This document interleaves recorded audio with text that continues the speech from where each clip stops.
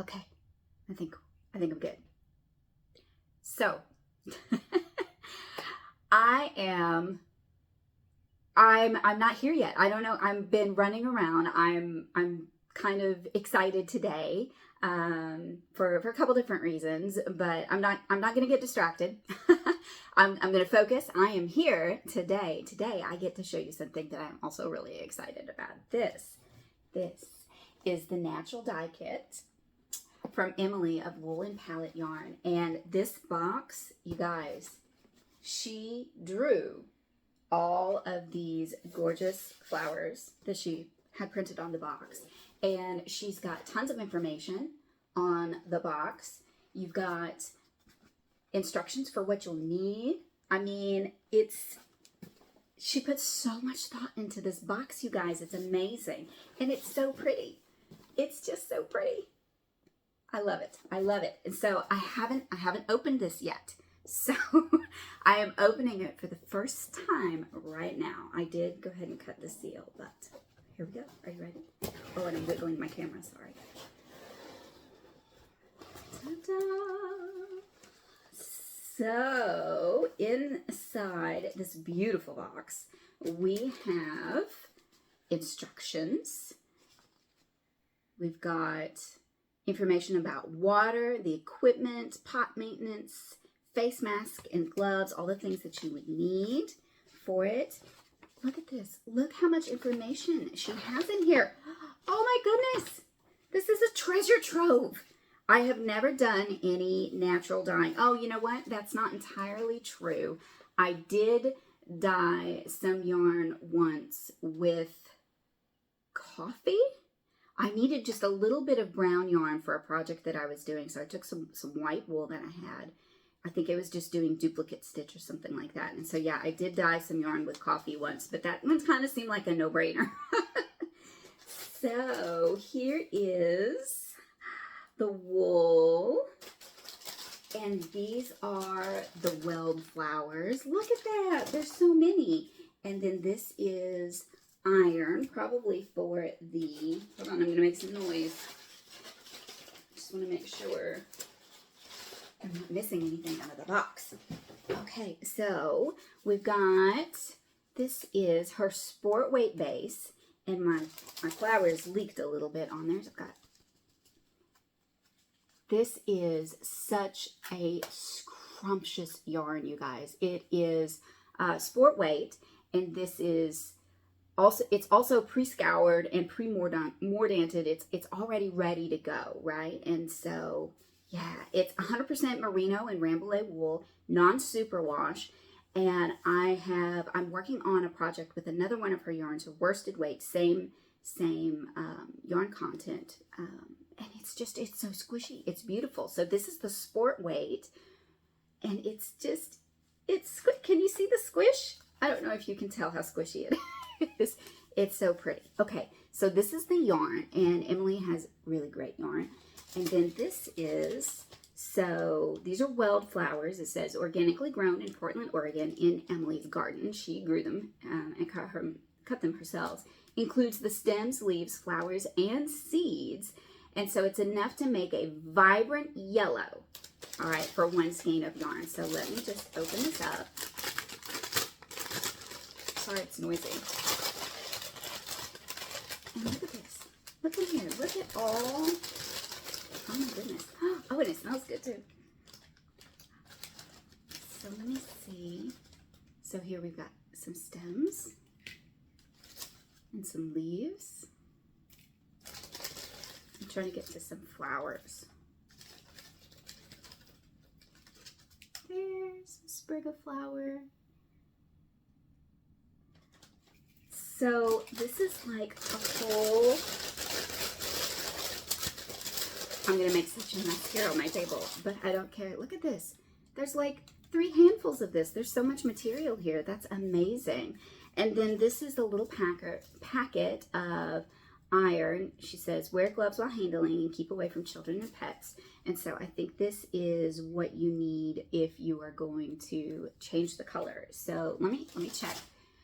This is, yeah, option to modify the color to a sage green, which I think I haven't decided yet.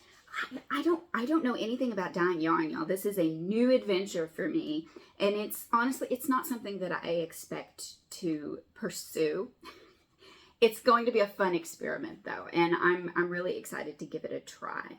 So here she has option 1, creating the base color using the weld, and here she's even got little pictures here to show you how to do it. And then that uses the weld, right? So that uses this. And then option 2, modifying to a sage green. She says that you dissolve the entire bag of iron into a new container or your now empty dye pot in room temperature water. And you mix it, and then you transfer the yarn to this, what is called an after mordant bath. She's got so much information in here. This is amazing. I feel like I can't muck this up. And like I said, I have basically zero experience dyeing yarn. So I don't know anything about like the science of it. Chemistry was not a good class for me in high school. It was probably my worst grade. But yeah, this is going to be a fun experiment. And she's also got in here, she's got 4 additional free downloads. One is a knitwear pattern for these mitts from Lauren Rad of A Bee in the Bonnet, and she's great. So if you knit, definitely check her stuff out. She does exquisite socks. Like that's her jam. She does socks. Anyway, and she's also got a few other things like these fingerless gloves, which are super cute. There's also a pom-pom tutorial, a natural dyer's equipment guide, and a natural dyer's water guide. And I know Emily put a lot of work into those guides too. So I'm excited to take a look at that and see what I can learn. I think this is going to be super fun. She's got extra information here. It says, welcome to the slow fiber movement. I love that. She's got a before you start section. She's got information about what is scouring, what is mordanting. Yeah, step by step. Option 1, option 2, step 1, step 2, finishing, washing, and rinsing. Here, pro tip, the yarn should be rinsed with an up and down motion to help remove tangles and smooth it. Wring it gently and dry away from direct sunlight. When I wash my hand spun yarn, I mean, obviously I'm not dyeing it, so that's a little bit different. But when I wash it, I don't wring it gently. I snap it, right? So I'm kind of aggressive with my hand spun yarn. But then usually what I do is I drape the whole skein. So it's a hank of yarn, right? So when you open this up, it is a hank of yarn. So as you're working with yarn to dye, you want to keep it in this big circle, this big loop. And so you want to try and not get them tangled up like while you're washing it. So you might see people add extra ties onto a skein or a hank of yarn like this with if they're working with it for dyeing or spinning or something like that. So anyway, what I usually do when I'm drying my hand spun is I hang it up. I mean, I'll use myself as an example here, like a necklace, but I put it on a hanger, and then I can hang it in my shower, in my bathroom somewhere, so that if it drips into the bathtub. And you know, when we were in Fort Irwin, living in the desert, yarn dried really quickly. I don't think it will dry so quickly here, but oh my gosh, I'm so super excited for this. And I think I already know what I'm going to make with it. And yeah, I think I'm gonna see about shifting the color to the green version instead of the yellow, because I have some of Emily's really pretty yellow yarn that she dyes with fustic wood. I'm not sure how you pronounce that actually. Fustic wood, maybe.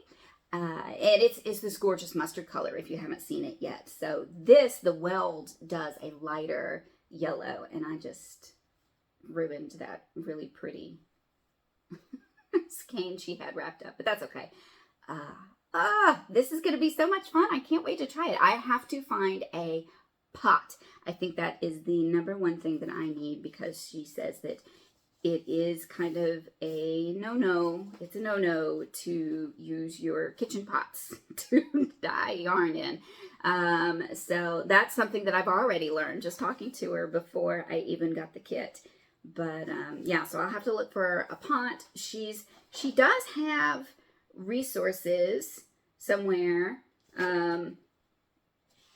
that talk about what kind of pots that you need. So, trying to find that. Yeah, the equipment guide. Oh, that's one of her downloads, right? Yeah, so the equipment guide, I think she actually includes links to equipment like gloves and pots that you might need that she's already researched. So she made it super easy, and I'm really excited about that because, like I said, I know nothing about dyeing. Yeah, science I like. Some science is cool, but the chemistry just didn't, I don't know. It didn't connect for me. Okay, I'm gonna stop. I'm just sitting here reading and you guys don't need to see that. So yes, so excited. Yarn and instructions and lovely dried weld. So much goodness here to play with, and I don't know, maybe I can make this happen this weekend. If not this weekend, maybe next weekend. And I am excited to share with you guys how it all turns out. So, oh, and then here's a picture of the, my lighting's not great, I know. So this is the yellow with the weld, and this is the, oops, which way? This way. This is the green that you can get by adding the iron. So this is so cool. I'm so glad I got one of these. I'll add a link to her website in the description of the video if you'd like to get one for yourself too. I pre-ordered it, but she's got everything now and they're ready to ship right away. So if you want to tag along for this little experiment with me and end up with your own squishy skein of sport weight, either yellow or green yarn, then I would love to have you join me in this little adventure. So I will let you guys go for today, and I'll see you next time. Bye.